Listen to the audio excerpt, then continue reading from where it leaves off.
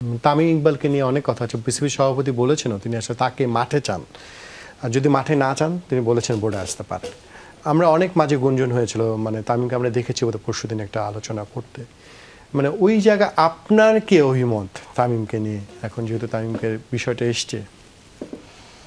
কিছুদিন আগে তো আমরা দেখেছি খেলা নিয়ে ওর কথা শুনেছি, হি ওয়ান্টস টু প্লে, এবং এর বাইরের কোনো কথা তো আমরা শুনিনি কিছুদিন আগেও। এবং এটা তার শেষ সময়, কিন্তু মানে অনেকদিন তার ক্যারিয়ার তো বাকি নেই।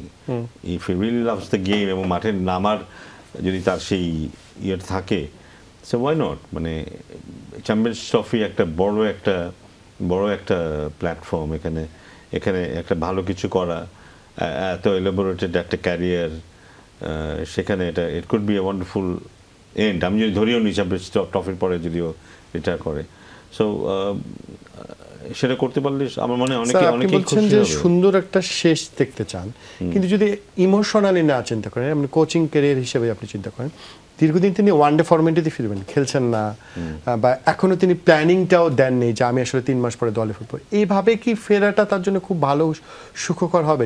যদি না হয় তাহলে সেটা আরো খারাপ দিকে যাবে বিষয়টা। সেটাই আমার মনে হয় যে কোনো সিদ্ধান্ত হলে ইমিডিয়েটলি নিয়ে নেওয়া উচিত। একটা সিদ্ধান্ত যদি if he wants to play, yes I am going to play, তাহলে সিরিজগুলোই খেলা উচিত। হ্যাঁ, তাহলে হয়তো মাঠে আর 10টা প্লেয়ার যা করছে তাকে সেটাই করতে হবে।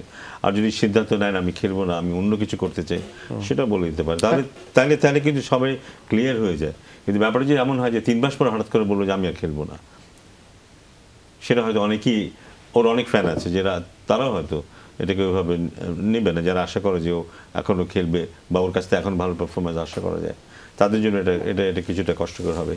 সো আমার মনে হয় the soon he tax a decision the better.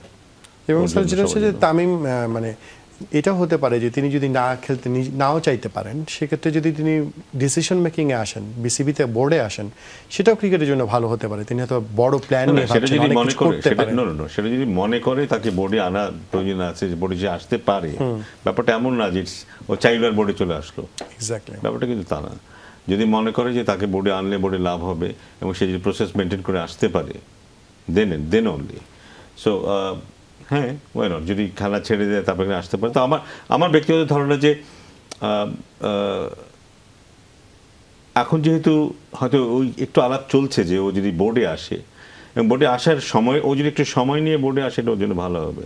কারণ খেলার মাঠ থেকে সরাসরি বোর্ডে আসা দুটো একেবারে আলাদা জিনিস। একটু আমি যেমন বলছিলাম যে একজন খেলোয়াড় একজন কোচ হওয়া, এখানে অনেক চিন্তার ব্যাপার আছে, কিন্তু যখন বোর্ডে যে কোনো দায়িত্ব নিতে চাইলে অনেক চিন্তার ব্যাপার আছে, কিন্তু সো ওই চিন্তার সুযোগটা নিজেকে দেওয়াটা খুব জরুরি।